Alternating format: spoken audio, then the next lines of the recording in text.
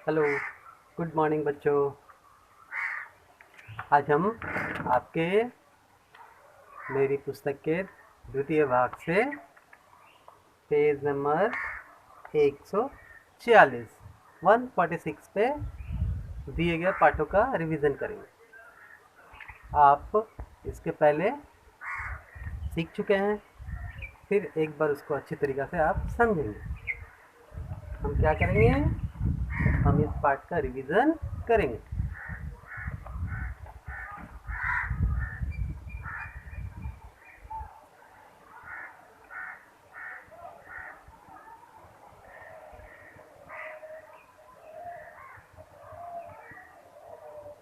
Pen खसक रहा है ना?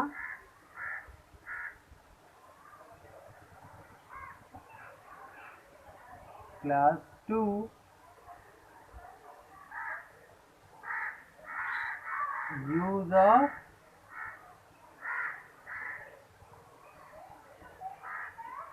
दिस इज तो बाद में दिस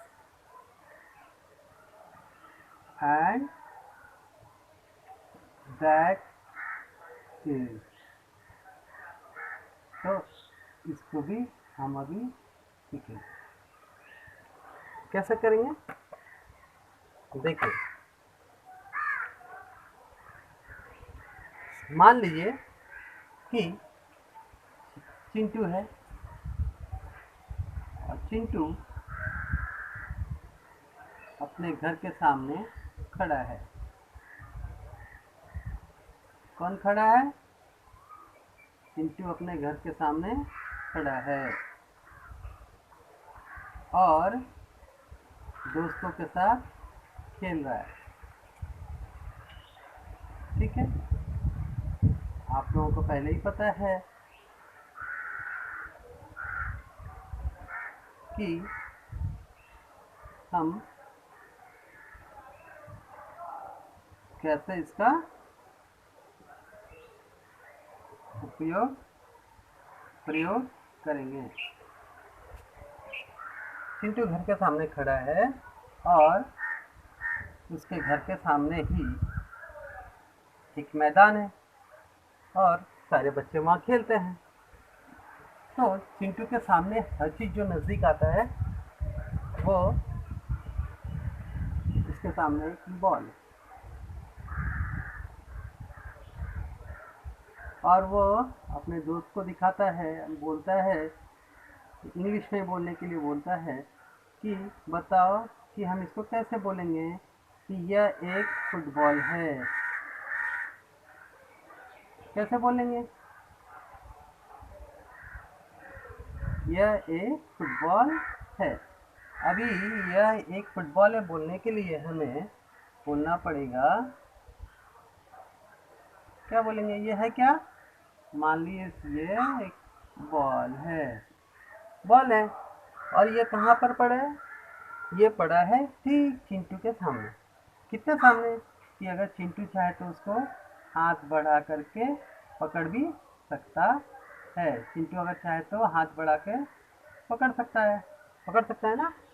तो चिंटू इसको बोलेगा कि यह एक बॉल है, तो बोलेगा दिस इज ए बॉल।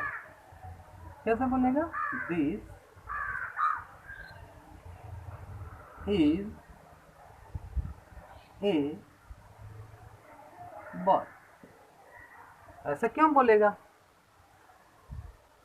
वो ऐसा इसलिए बोलेगा, दिस इसलिए बोलेगा क्योंकि दिस बोलने से हमारे सामने के नज़दीक के रखे हुए वस्तुओं को हम दिस से संबोधित करके बता सकते हैं कि दिस इज ए बॉल, यह एक फुटबॉल है, यह बॉल है। और अगर यही बॉल यहाँ से दूर मैं भेज दूँ, कितनी दूर?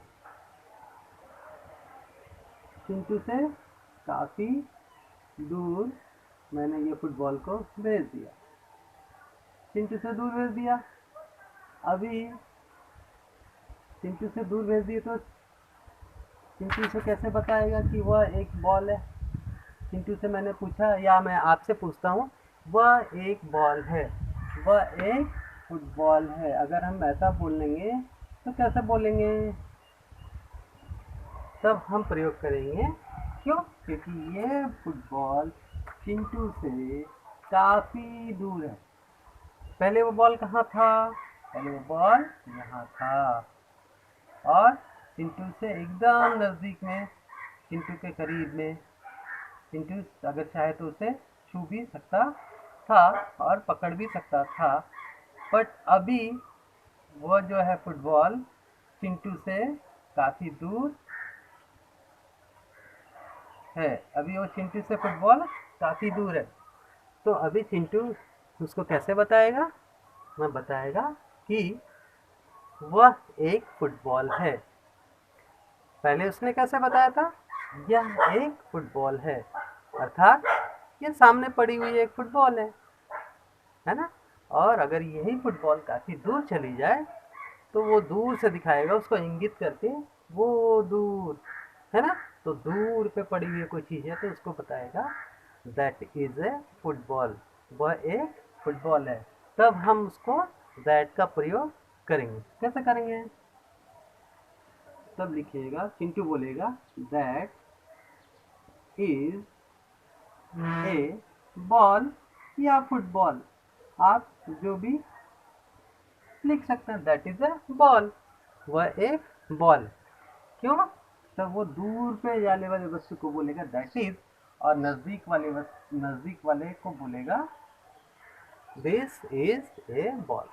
तो आपको फर्क समझ में आ गया कि दिस इज किसको बोलेंगे और दैट इज किसको बोलेंगे। जो हमारे नज़दीक पड़ी हुई वस्तु हो, जो हमारे सामने हो, जिसे हम टच कर सकते हैं या हमारे एकदम पहुंच के करीब हो, उसको हम दिस से संबोधित करेंगे।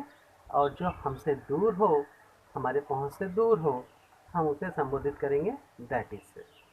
यही फर्क है दिस इज और दैट इज में।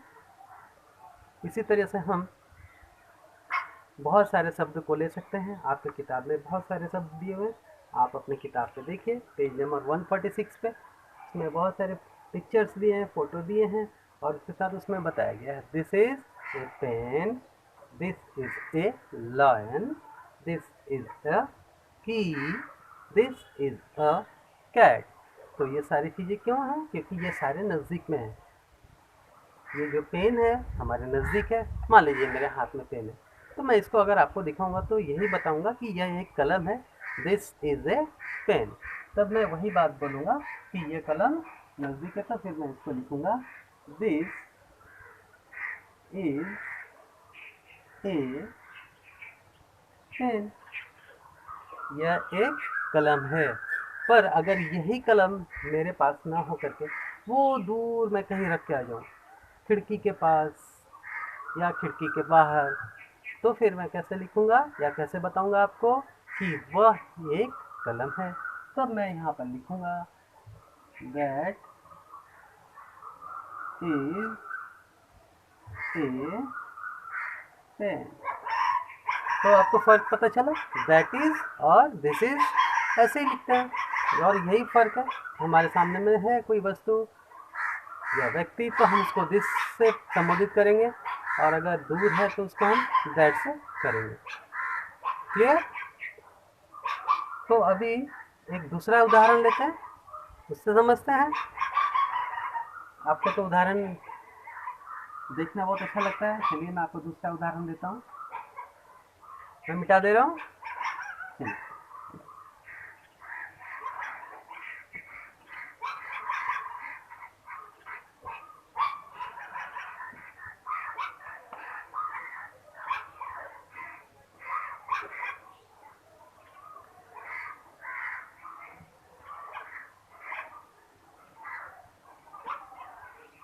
चलिए अब मैं एक उदाहरण और लेता हूँ। मान लीजिए कि यहाँ कौन खड़ा है?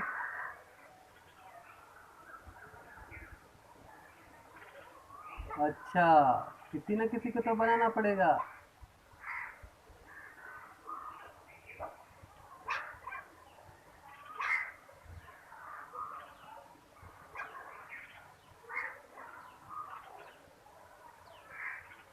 ये यहाँ पर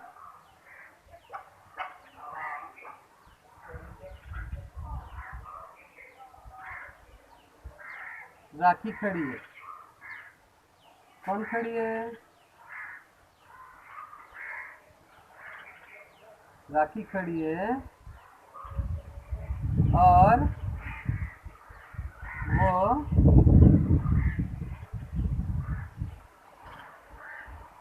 स्कूल जाने की तैयारी कर रही है। अभी मैं यहाँ पर एक उदाहरण देता हूँ। मान लो राखी के सामने ही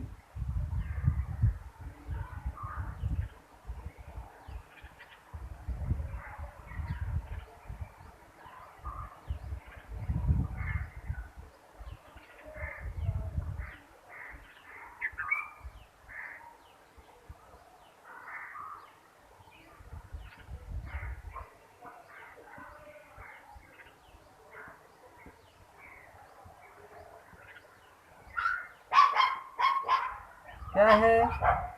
राखी के ठीक सामने ही राखी का स्कूल है। स्कूल बहुत बड़ा है, राखी का लग रहा है ना। आप देखिए राखी का स्कूल राखी के एकदम करीब है। राखी का स्कूल राखी के एकदम नज़दीक है। राखी अगर कहेगी कि ये मेरा स्कूल है तो राखी कैसे कहेगी? वही जैसे अभी आपने कहा, कोई भी वस्तु नज़दीक में हो तो उसको दिस से संबोधित करेंगे और कहेंगे दिस इज माई स्कूल। तब वहाँ माई का प्रयोग होगा। एक की जगह हटा के एक को हटा के हम लिखेंगे दिस इज माई स्कूल। तो ये राखी कहेगी। राखी कैसे कहेगी? राखी कहेगी दिस इज माई स्कूल। क्या बोलेगी? राखी बोलेगी दिस इज माई स्कूल। राखी अपने हिसाब से बोलेगी उसको कि यह मेरा स्कूल है ना। और अगर मान लीजिए एक उदाहरण और देता हूँ।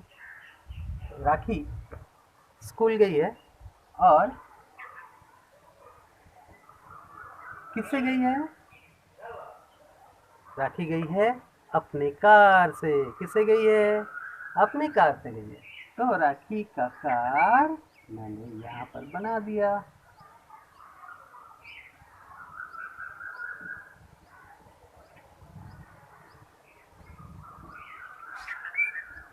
राखी अपने कार से गई है स्कूल।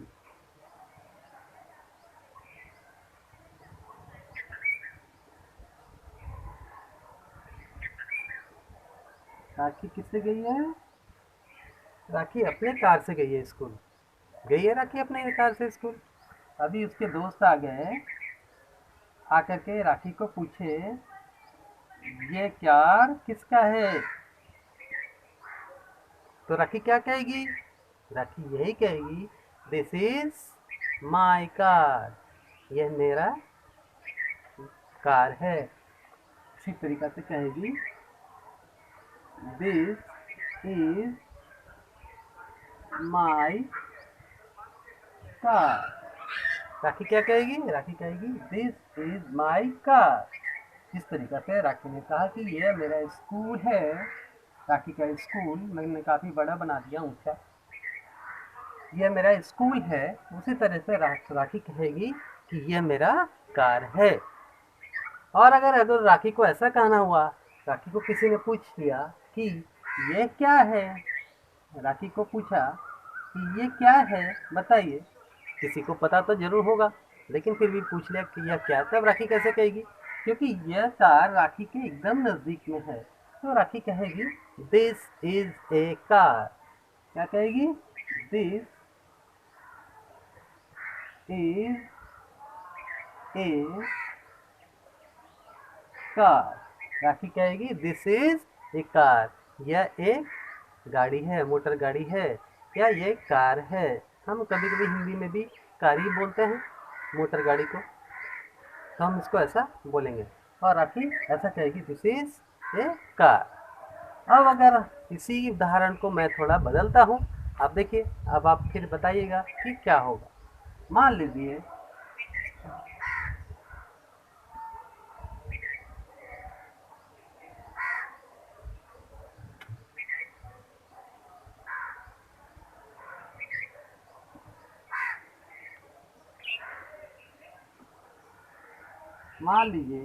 राखी यहाँ पर खड़ी है, राखी यहाँ पर खड़ी है और वह अपने स्कूल जाने की तैयारी कर रही है। अभी तक तो राखी नज़दीक में थी और लोगों ने पूछा तो उसने बताया कि ये मेरा कार है और यह मेरा स्कूल है। बट अभी मैं इसको पकड़ लूँ कि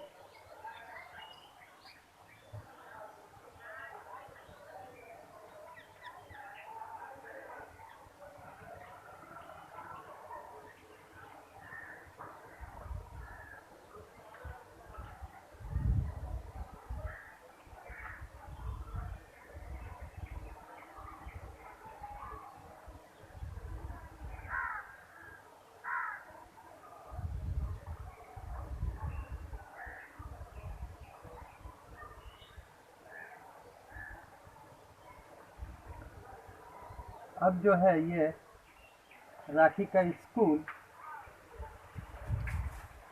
काफ़ी दूर मैंने बना दिया। अभी स्कूल कहाँ चला गया राखी का स्कूल? राखी से कितने दूर? काफ़ी दूर। पहले स्कूल कहाँ था? यहाँ। तब राखी ने क्या कहा था? This is my school. और तब राखी का कार कहाँ था? यहाँ, राखी के पास। तो राखी ने क्या कहा था? This is my car. अभी राखी का स्कूल कितने दूर है? राखी का स्कूल बहुत दूर हो गया। राखी का स्कूल बहुत दूर हो गया। अब क्या करेगी राखी? राखी को स्कूल यहाँ से दिख रहा है बट काफ़ी दूर दिख रहा है। तो अब अगर राखी को बताना हुआ कि वो मेरा स्कूल है, तब राखी कैसे बताएगी? वैसे ही जैसे भी आपको बताया गया, that is my school, that is my school. तब राखी कैसे बोलेगी?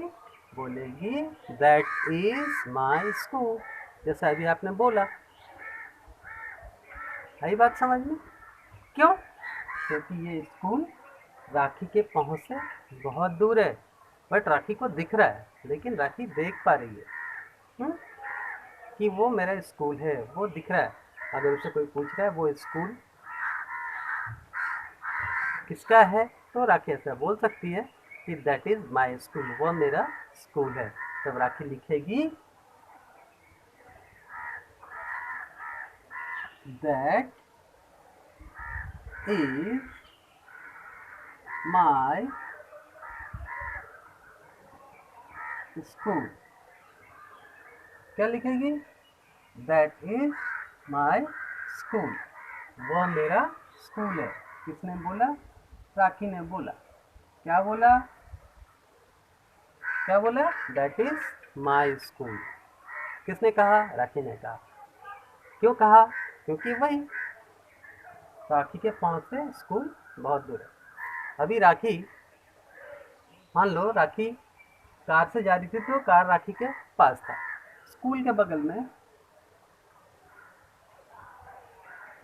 राखी की कार खड़ी है। स्कूल के बगल क्या है?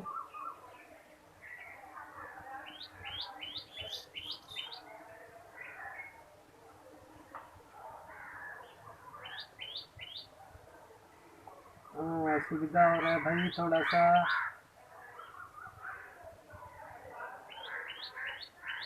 ये कार खड़ी है।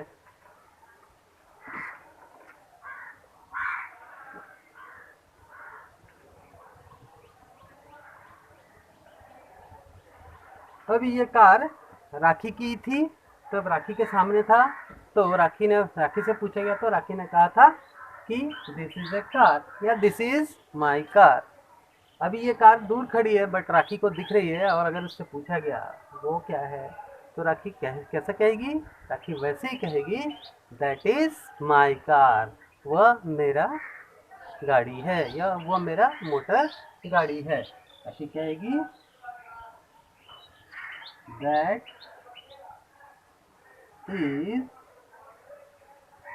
My car. जैसे पहले कही वैसे ही। क्यों कही? क्योंकि राखी से दूर ये कार जा चुकी है और राखी के पास नहीं है।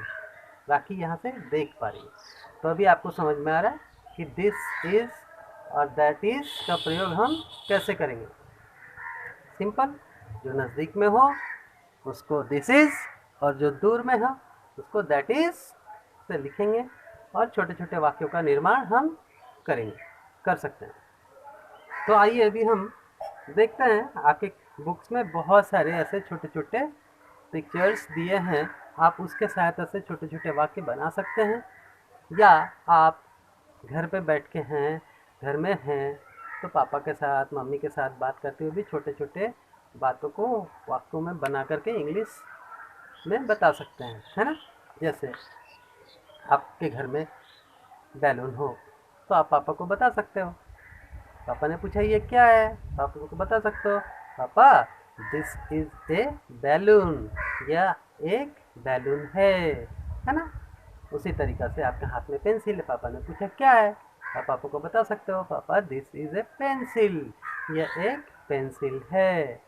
वैसे आपके पास बहुत सारे सामान घर के होते हैं, आप छोटे छोटे उनके माने को इंग्लिश में आप समझेंगे, इंग्लिश में याद करेंगे जो आपको दिया जाता है, तो आप धीरे धीरे आपके घर के बहुत सारे सामानों का नाम इंग्लिश में जानने लगेंगे और आप इंग्लिश में बोलेंगे, इंग्लिश में बता सकते हैं।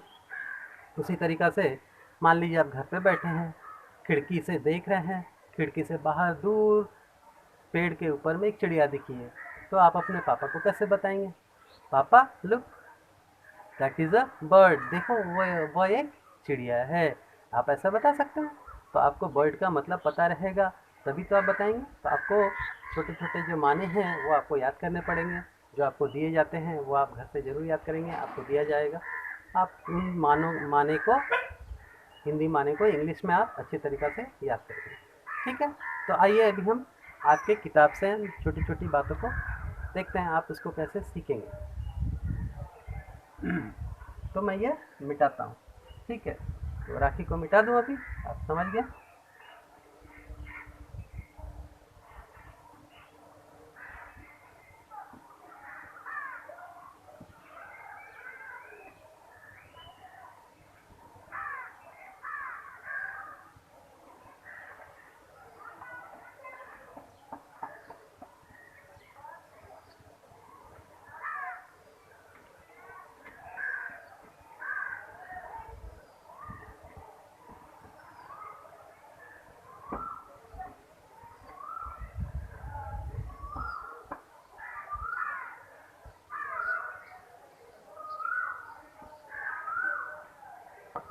चलिए हम आगे देखते हैं।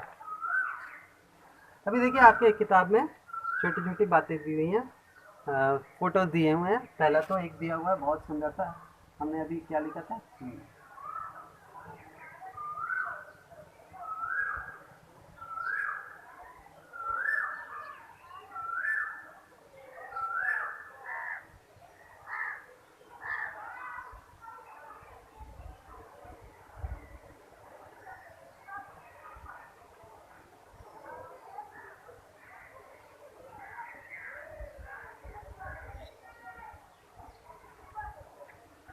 तो आप देखिए आपके इसमें कैसा दिया है, एक छोटा सा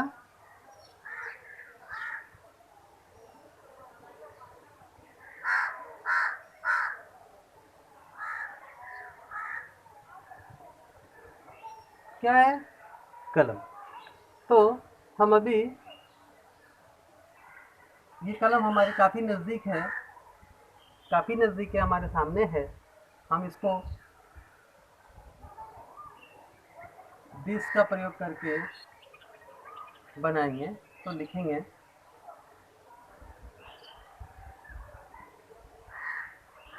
ये क्या है, पेन।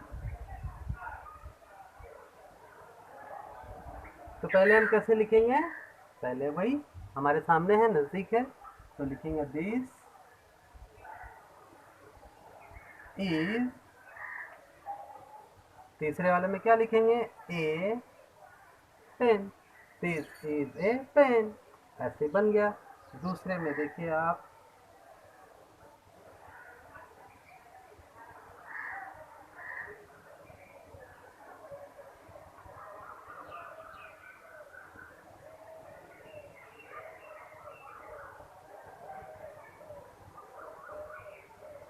दूसरे में क्या है,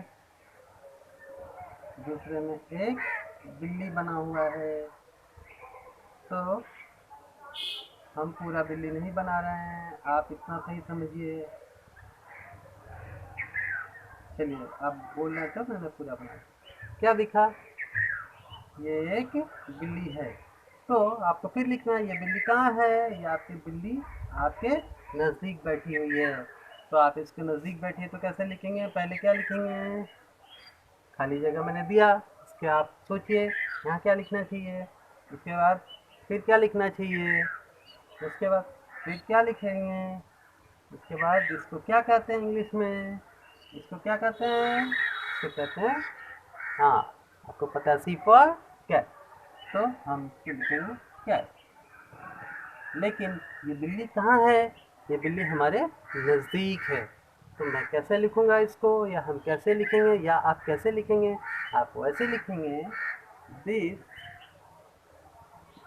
पहले वाले में दिस, दूसरे वाले में इज, तीसरे वाले में क्योंकि बिल्ली एक है इसलिए ये लिख रहे हैं ना, ये तो आपको पता है, दिस इज ए कैट, तो ये हमारा एक पूरा मतलब बना। उसी तरीक़ा से मान लीजिए कि आपके पास क्या है, मान लीजिए कि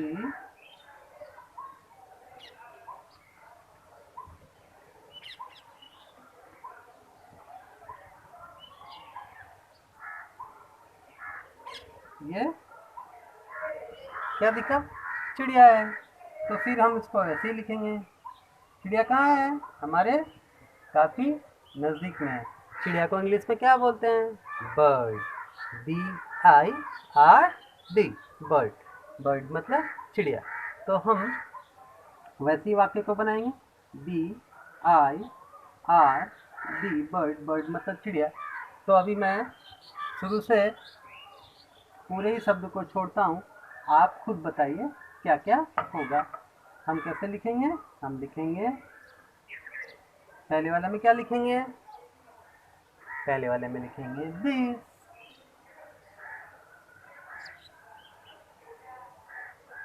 फिर दूसरे खाली जगह में इज, उसके बाद ए, उसके बाद BIRD,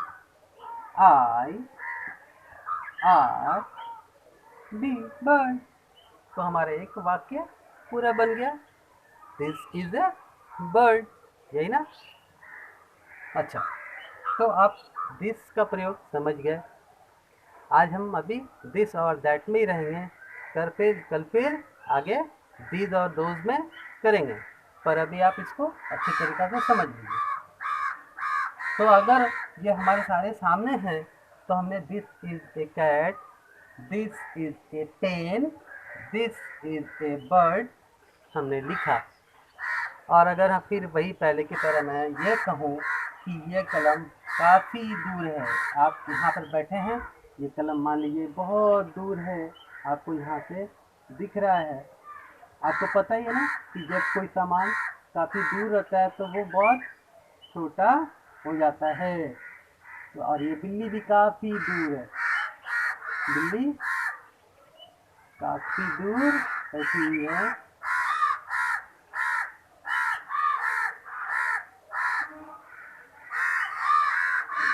बिल्ली भी काफ़ी दूर पे बैठी हुई है मान लीजिए।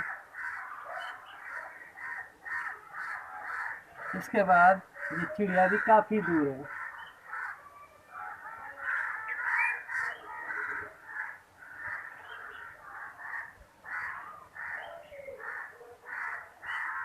ठीक ना। सारे चिड़िया, सारे जो यहाँ थे हमारे नज़दीक में थे, वो सारे कहाँ जा चुके, जो हमारे नज़दीक में सारे थे बहुत दूर जा चुके। और दूर जाने का कारण कोई भी चीज़ बहुत छोटी दिखती है ना, जब आप देखो नीचे से, आकाश से ऊपर से जब हवाई जहाज जाती है तो कैसे छोटी सी दिखती है। हाँ, बट अगर वो हवाई जहाज नीचे हो, चिड़िया जब आकाश में उड़ती है बहुत छोटी सी दिखती है, बट अगर वो नज़दीक हो तो काफ़ी बड़ी दिखती है ना। वैसे ही जब दूर कोई वस्तु हो जाता है तो वो छोटा दिखता है, तो मैं उस छोटे दिखाने की वजह से दूर बनाने के लिए मैंने आपको छोटा बना के दिखाया है। और फिर वही, ये पेन नज़दीक में था तो मैंने लिखा था दिस। अगर ये पेन काफ़ी दूर है तो मैं क्या लिखूँगा, हम क्या लिखेंगे, हम लिखेंगे भाई दैट। क्यों, क्योंकि दूर है। इज ए पेन, ये किसके लिए है, ये दूर वाले पेन के लिए। और फिर ये दिस इज ए कैट था, इसको मैं क्या लिखूंगा, दैट इज ए कैट। ये कैट किसके लिए, दैट किसके लिए, जो दूर वाली बिल्ली है उसके लिए। उसी तरीका से ये बर्ड छोटी सी है, हम यहाँ पर बैठे हैं और मेरे से काफ़ी दूर है, तो लिखेंगे that is a bird.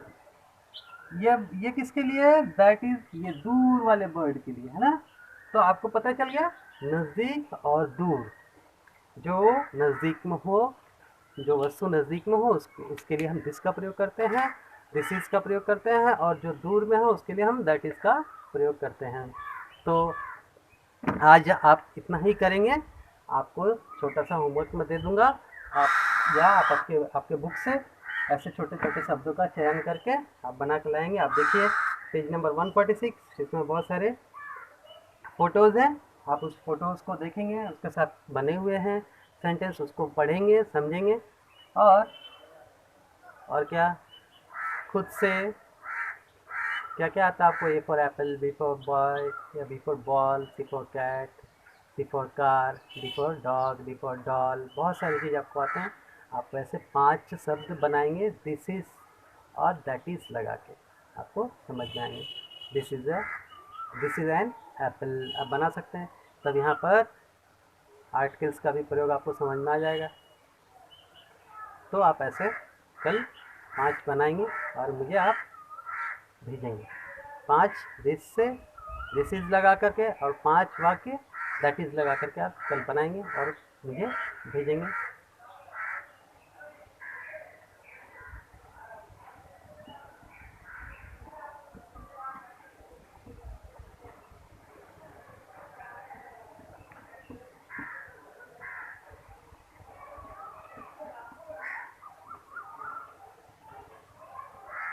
Okay, thank you, कल फिर मिलते हैं।